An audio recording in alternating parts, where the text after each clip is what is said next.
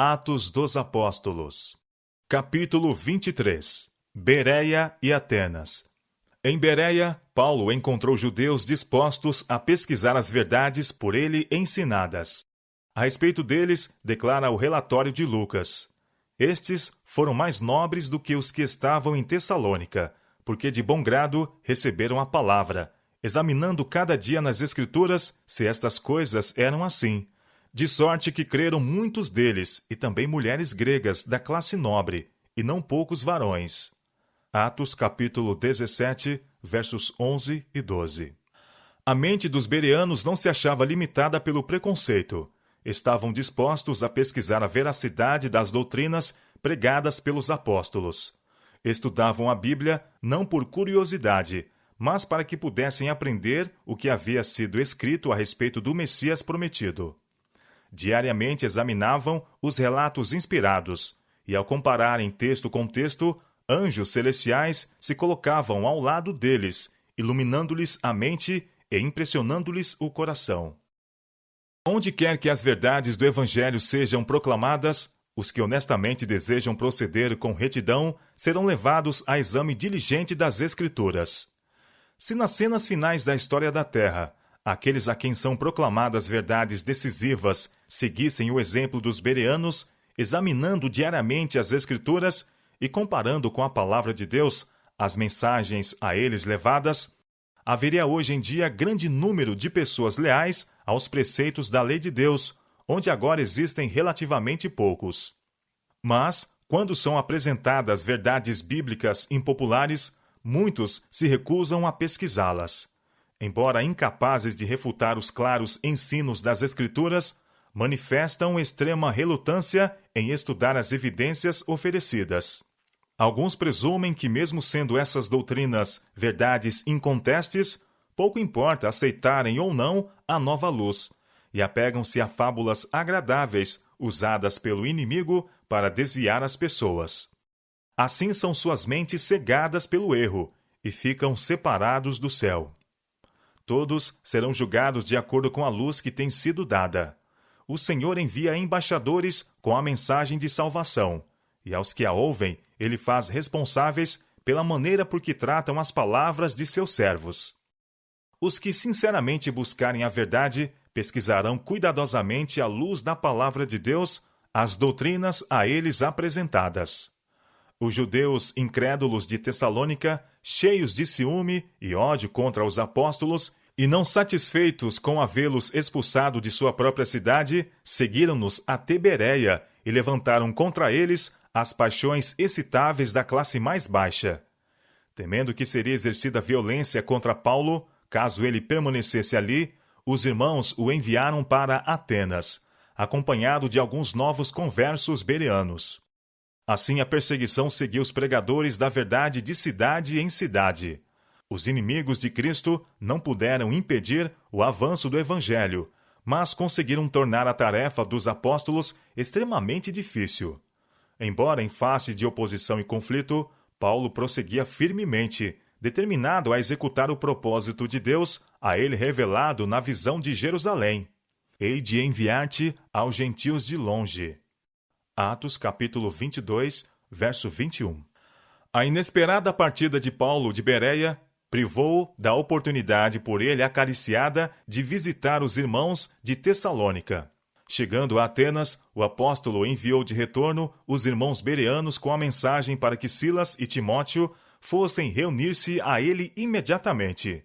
Timóteo tinha vindo a Bereia antes da partida de Paulo, e com Silas tinha permanecido para prosseguir com a obra tão bem começada nesse lugar e instruir os novos conversos nos princípios da fé. A cidade de Atenas era a metrópole do paganismo. Aí Paulo não se encontrou com uma população crédula e ignorante, como em Listra, mas com um povo famoso por sua inteligência e cultura. Em todos os lugares estavam à vista estátuas de seus deuses e de heróis divinizados da história e da poesia, enquanto magnificentes arquiteturas e pinturas representavam a glória nacional e o culto popular de deidades pagãs. O senso do povo estava empolgado com o esplendor e a beleza da arte. De todos os lados, santuários, altares e templos, representando enorme despesa, exibiam suas formas maciças. Vitória das armas e feitos de homens célebres eram comemorados pela escultura, relicários e placas. Tudo isso fez de Atenas uma vasta galeria de arte. Olhando Paulo a beleza e a grandeza que o rodeavam, e vendo a cidade toda entregue à idolatria, seu espírito se encheu de zelo por Deus, a quem via desonrado por todos os lados. Seu coração se comoveu de piedade pelo povo de Atenas, que apesar de sua cultura intelectual, era ignorante do verdadeiro Deus. O apóstolo não se deixou seduzir pelo que viu nesse centro de cultura. Sua natureza espiritual estava tão atenta às atrações das coisas celestiais que a alegria e magnificência das riquezas que nunca perecerão tornavam de nenhum valor aos seus olhos a pompa e o esplendor daquilo que o circundava. Vendo a magnificência de Atenas, ele compreendeu seu poder sedutor sobre os amantes da arte e da ciência, e seu espírito ficou profundamente impressionado com a importância da obra que tinha diante de si. Nessa grande cidade, onde Deus não era adorado, Paulo foi oprimido por um sentimento de solidão e anelou a simpatia e o auxílio de seus colaboradores. No que respeita à amizade humana, sentia-se inteiramente só. Em sua epístola aos Tessalonicenses, ele exprimiu seus sentimentos nas palavras: deixar-nos ficar sós em Atenas. 1 Tessalonicenses, capítulo 3, verso 1. Obstáculos aparentemente intransponíveis se apresentaram diante dele, fazendo com que se lhe afigurasse quase sem esperança a tentativa de alcançar o coração do povo. Enquanto esperava por Silas e Timóteo, Paulo não ficou ocioso. Dissertava na sinagoga entre os judeus e os piedosos, também na praça todos os dias entre os que se encontravam ali. Atos capítulo 17, verso 17. Mas a sua principal obra em Atenas era levar as boas novas de salvação aos que não tinham clara concepção de Deus e de seu propósito em favor da raça caída. O apóstolo logo havia de enfrentar o paganismo em sua forma mais sutil e sedutora. Não demorou que os grandes homens de Atenas ouvissem a respeito da presença de mestre tão singular em sua cidade, que estava apresentando perante o povo doutrinas novas e estranhas. Alguns desses homens procuraram Paulo e entraram em conversação com ele. Logo, uma multidão de ouvintes se lhes reuniu em torno. Alguns estavam preparados para ridicularizar o apóstolo como alguém que estivesse muito abaixo deles, tanto intelectual como socialmente, e esses diziam zombeteiros: que quer dizer este paroleiro? Outros, porque lhes anunciava a Jesus e a ressurreição, diziam: parece que é pregador de deuses estranhos. Atos capítulo 17, verso 18. Entre os que se encontraram com Paulo na praça, havia alguns dos filósofos epicureus e estoicos. Mas esses e todos os demais que entraram em contato com ele, logo viram que ele tinha um conhecimento superior, mesmo ao deles. Sua capacidade intelectual impunha respeito aos letrados, ao passo que seu fervoroso e lógico raciocínio e seu poder de oratória captavam a atenção de todo o auditório. Seus ouvintes reconheciam que ele não era nenhum aprendiz, mas era capaz de enfrentar todas as classes com argumentos convincentes em favor das doutrinas que ensinava. Assim, o apóstolo permaneceu invicto, enfrentando seus opositores no próprio terreno deles. Contrapondo lógica a lógica, filosofia a filosofia, eloquência a eloquência. Seus oponentes pagãos chamavam-lhe a atenção para o fim de Sócrates, que por ser pregador de deuses estranhos tinha sido condenado à morte, e aconselhavam Paulo a não pôr sua vida em perigo enveredando pelo mesmo caminho. Mas os discursos do apóstolo cativavam a atenção do povo, e sua sabedoria sem afetação impunha-lhes admiração e respeito.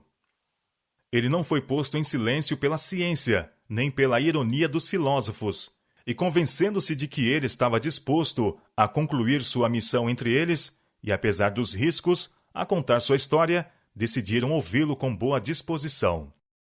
Portanto, conduziram-no ao Areópago. Esse era um dos locais mais sagrados de Atenas, e suas evocações e reminiscências eram tais que o faziam ser considerado com uma supersticiosa reverência que na mente de alguns chegava ao terror. Era nesse local que os assuntos relacionados com a religião eram muitas vezes considerados cuidadosamente por homens que atuavam como juízes finais em todas as questões mais importantes, tanto morais como civis. Ali, afastado do ruído e agitação das ruas apinhadas e do tumulto da discussão promíscua, o apóstolo podia ser ouvido sem interrupção. Ao seu redor reuniram-se poetas, artistas e filósofos, intelectuais e sábios de Atenas, que a ele assim se dirigiram.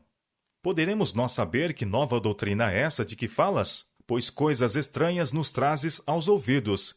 Queremos, pois, saber o que vem a ser isto. Atos, capítulo 17, versos 19 e 20. Nessa hora de solene responsabilidade, o apóstolo estava calmo e confiante. Tinha o coração possuído de importante mensagem, e as palavras que lhe caíram dos lábios convenceram seus ouvintes de que ele não era nenhum paroleiro. Varões atenienses, disse ele, em tudo vos vejo um tanto supersticiosos, porque passando eu e vendo os vossos santuários, achei também um altar em que estava escrito, ao Deus desconhecido. Esse, pois, que vós honrais, não o conhecendo, é o que eu vos anuncio. Atos, capítulo 17, versos 22 e 23. Com toda a sua inteligência e conhecimento generalizado, eram eles ignorantes do Deus que criara o universo. Alguns, todavia, que ali estavam, almejavam maior luz, estavam procurando alcançar o infinito. Com a mão estendida em direção ao templo apinhado de ídolos, Paulo esvaziou seu coração e expôs os erros da religião dos atenienses. Os mais sábios entre seus ouvintes ficaram admirados ao atentarem para sua argumentação. Ele mostrou estar familiarizado com suas obras de arte, literatura e religião. Apontando para o estatuário e ídolos deles, declarou que Deus não pode ser assemelhado à forma de imaginação humana. Aquelas imagens esculpidas não podiam, mesmo da maneira mais pálida, representar a glória de Jeová. Fê-los pensar no fato de que aquelas imagens não tinham vida, mas eram controladas pelo poder humano, movendo-se apenas quando as mãos dos homens as moviam, de maneira que os adoradores eram, em tudo, superiores ao objeto adorado. Paulo levou a mente de seus ouvintes idólatras para além dos limites de sua falsa religião, a uma visão correta da divindade a que eles denominaram Deus desconhecido. Este ser que ele agora lhes anunciava era independente do homem, nada necessitando das mãos humanas que lhe viesse acrescentar poder e glória. O povo foi tomado de admiração pela fervorosa e lógica apresentação feita por Paulo dos atributos do verdadeiro Deus, seu poder criador e a existência de sua soberana providência. Com ardente e poderosa eloquência, o apóstolo declarou: o Deus que fez o mundo e tudo o que nele há, sendo o Senhor do céu e da terra, não habita em templos feitos por mãos de homens, nem tampouco é servido por mãos de homens, como que necessitando de alguma coisa, pois ele mesmo é quem dá a todos a vida, e a respiração, e todas as coisas. Atos capítulo 17, versos 24 e 25. Os céus não eram suficientemente grandes para conter Deus, quanto mais os templos, feitos por mãos humanas. Nesse século de tantas diferenças sociais, quando os direitos dos homens não eram muitas vezes reconhecidos, Paulo expôs a grande verdade da fraternidade humana, declarando que Deus, de um só, fez toda a geração dos homens para habitar sobre toda a face da terra. À vista de Deus, todos são iguais, e cada ser humano deve ao Criador suprema obediência. Então, o apóstolo mostrou como, mediante todo o trato de Deus com os homens, seu propósito de graça e misericórdia corre como um fio de ouro. Ele tem determinado os tempos já antes ordenados e os limites da sua habitação, para que buscassem ao Senhor, se porventura, tateando, o pudessem achar, ainda que não está longe de cada um de nós. Atos capítulo 17, versos 26 e 27. Apontando os nobres espécimes da humanidade em torno de si, Com palavras tomadas de um de seus poetas, Paulo pintou o infinito Deus como um pai, de quem eram filhos.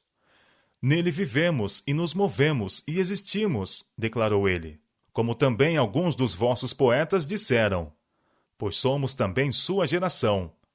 Sendo nós, pois, geração de Deus, não havemos de cuidar que a divindade seja semelhante ao ouro, ou à prata, ou à pedra esculpida por artifício e imaginação dos homens. Mas Deus, não tendo em conta os tempos da ignorância, anuncia agora a todos os homens e em todo lugar que se arrependam.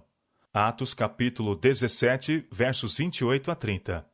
Nos séculos de treva que precederam o advento de Cristo, o divino soberano passou por alto a idolatria dos gentios, mas agora, por intermédio de seu Filho, enviara ele aos homens a luz da verdade, e esperava de todos o arrependimento para a salvação, não somente do pobre e humilde, mas também do altivo filósofo e dos príncipes da terra. Porquanto tem determinado um dia em que com justiça há de julgar o mundo por meio do varão que destinou. E disto deu clareza a todos, ressuscitando dos mortos. Como Paulo se referisse à ressurreição dos mortos, uns escarneciam e outros diziam: acerca disso te ouviremos outra vez.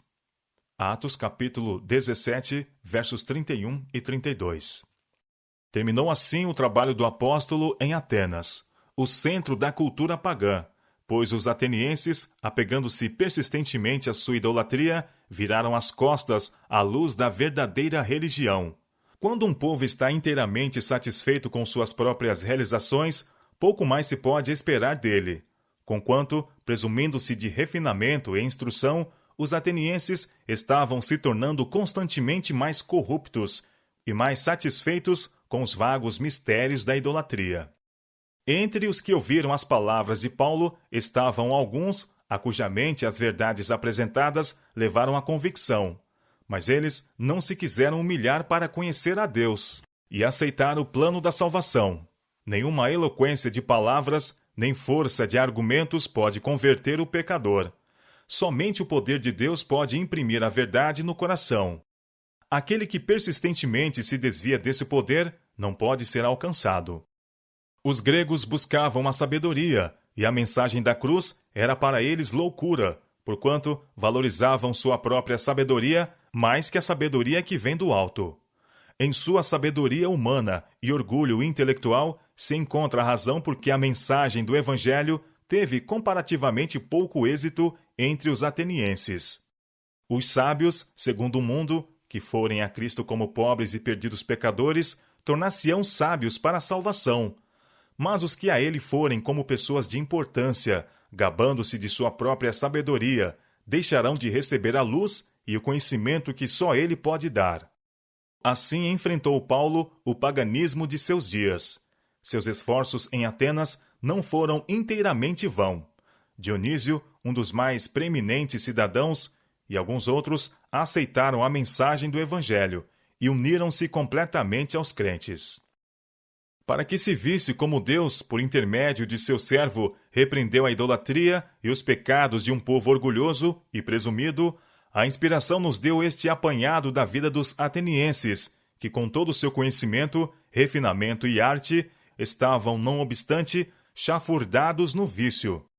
As palavras do apóstolo e a descrição de sua atitude e circunstâncias, tais como as traçou a inspiração, deviam atingir todas as gerações futuras, dando testemunho de sua inamovível confiança, sua coragem na adversidade e a vitória por ele obtida para o cristianismo no coração do paganismo. As palavras de Paulo contêm um tesouro de conhecimento para a igreja. Estava ele numa posição em que facilmente poderia ter dito qualquer coisa que teria irritado seus orgulhosos ouvintes, colocando-se em dificuldade. Tivesse seu sermão sido um ataque direto aos deuses e aos grandes homens da cidade, e ele teria corrido o perigo de sofrer a sorte de Sócrates. Mas, com um tato nascido do divino amor, cuidadosamente ele afastou-lhes a mente de suas divindades pagãs, revelando-lhes o verdadeiro Deus, para eles desconhecido. Hoje, as verdades das Escrituras devem ser levadas perante os grandes homens do mundo, para que possam escolher entre a obediência à lei de Deus e a aliança com o príncipe do mal. Deus põe perante eles a verdade eterna, verdade que os fará sábio para a salvação, mas não os força a aceitá-la. Se lhe voltam as costas, ele os deixa entregues a si mesmos, para que se fartem com os frutos de suas próprias ações. Porque a palavra da cruz é loucura para os que perecem, mas para nós, que somos salvos, é o poder de Deus. Porque está escrito: destruirei a sabedoria dos sábios e aniquilarei a inteligência dos inteligentes. Mas Deus escolheu as coisas loucas deste mundo para confundir as sábias, e Deus escolheu as coisas fracas deste mundo para confundir as fortes. E Deus escolheu as coisas vis deste mundo e as desprezíveis, e as que não são, para aniquilar as que são. 1 Coríntios capítulo 1, versos 18, 29, 27 e 28. Muitos dos mais eminentes homens do mundo, doutos e estadistas, nestes últimos dias, volver-se-ão da luz, porque o mundo, por sua própria sabedoria, desconhece a Deus. Entretanto, os servos de Deus deverão aproveitar cada oportunidade para comunicar a verdade a esses homens. Alguns reconhecerão sua ignorância em relação às coisas de Deus e assentar-se-ão como humildes discípulos aos pés de Jesus, o Mestre por excelência. Em cada esforço para alcançar as mais altas classes, o obreiro de Deus necessita de forte fé. As aparências podem parecer desoladoras, mas na hora mais escura, a luz do alto. A força dos que amam a Deus e a Ele servem será renovada cada dia. A mente do infinito está posta a seu serviço para que, ao executarem seu propósito, não cometam erro. Mantenham esses obreiros firme até o fim o princípio de sua confiança, lembrando-se de que a luz da verdade de Deus deve brilhar em meio às trevas que envolvem nosso mundo. Não deve haver nenhum desalento em relação com o trabalho de Deus. A fé do consagrado obreiro tem de resistir a cada prova que o alcance. Deus pode e está disposto a outorgar a seus servos toda a fortaleza de que precisem e dar-lhes a sabedoria que suas variadas necessidades imponham. Ele fará mais que cumprir as mais altas expectativas dos que nele põem sua confiança.